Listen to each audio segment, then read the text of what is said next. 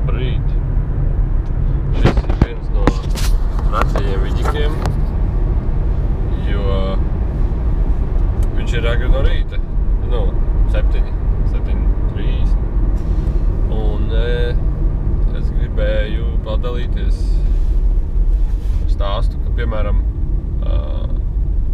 tomēr, varētu teikt, par enerģiju vispārībā, kad cilvēks paliek enerģiski sensitīvs, jūtīgāks, channeling spējīgāks. Un sākumā man to čoku teica, bet es to tā neķeru augšā, īsti neredzēju to jēgu tam visam. Bet tad, kad viņš ir labi izgulējies,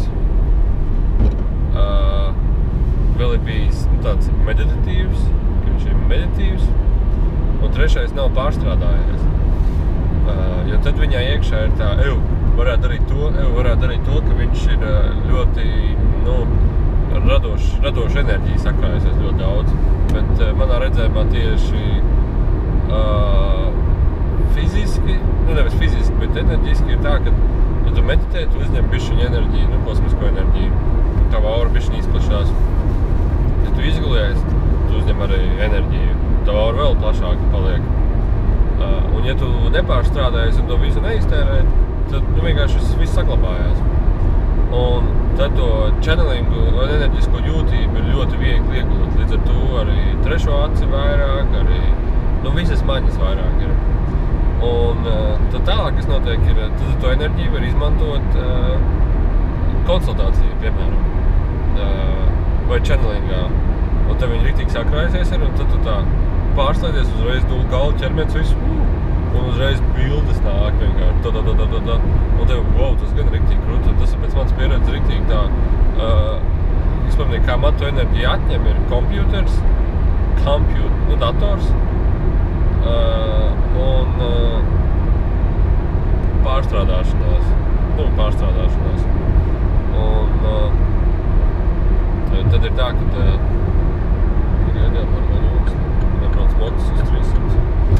Un tad ir tā, ka tev, varētu pačilnīgot, tad iekšā ir tāds, nē. Bet, kad tu esi to enerģiju uzkrājies, tad ir pats. Tad pat nav jautājums, es gribu channelingot, es gribu riktīgi channelingot. Un tāpēc to, ko es gribēju teikt, arī daudziem ir, ja gribi palikt sensitīvāki, gribi palikt enerģiski jūtīgāki, tad vienkārši ir jāsāk vairāk dot laiks sev un dot laiks savai brīvībai.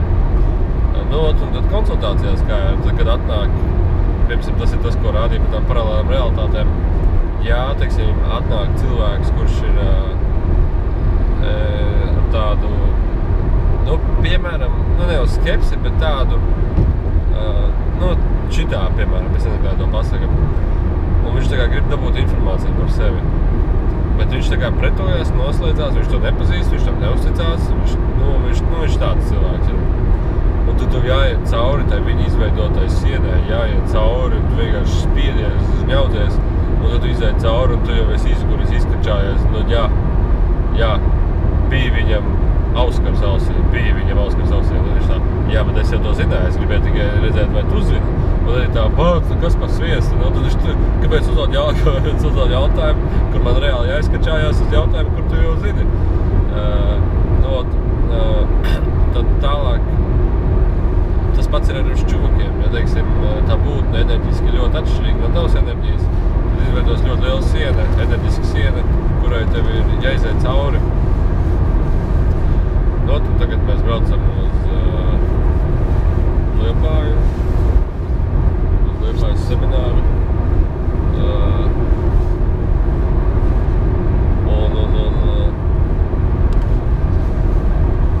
Ir man padomā, es sadaisīju vēl fotogrāfijas, lai trenētos saziņu ar mirušajiem.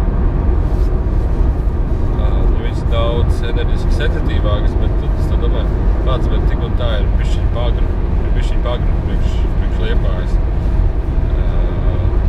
Es domāju, vēl enerģijas un vēl meditācijas, un tad jau bišķiņ vēlāk dos. Līdz bez tev jums.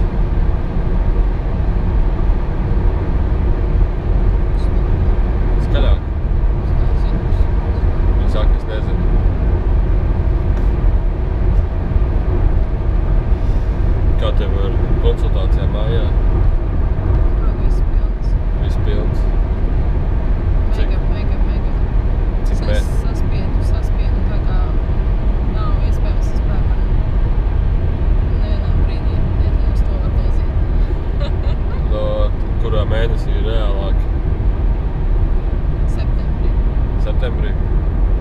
var pierakstīties? Man ir aktuāli pāris jautājumi. Jā, ir ekskluzīva iespēja.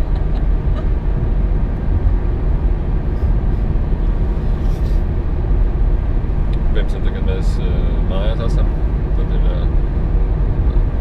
viņi dažreiz man deva pačinalido šito jautājumu. Es tā, kāpēc? Tad, nekas beigās neko nedarām. Tad Lindai deva pačinalido jautājumu. Priekš kam tev to vajag? Tu taču pats var paprasīt. Un tad ir tā, viens otram, reiz vēl nav sanācis izveidot to channelingu vai enerģijas vienam otram pakārtot. Nav tur bijis, ir gatavs. Es nepabeidzu vēl teikt, nereiz vēl nav bijis tā, kā, teiksim, priekš citiem cilvēkiem. Tad vairāk mēs tur viens otram lunu laižam.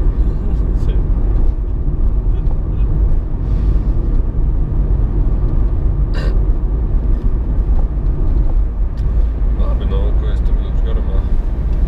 Liepāja, here we come. Ko es gribēju vēl pateikt?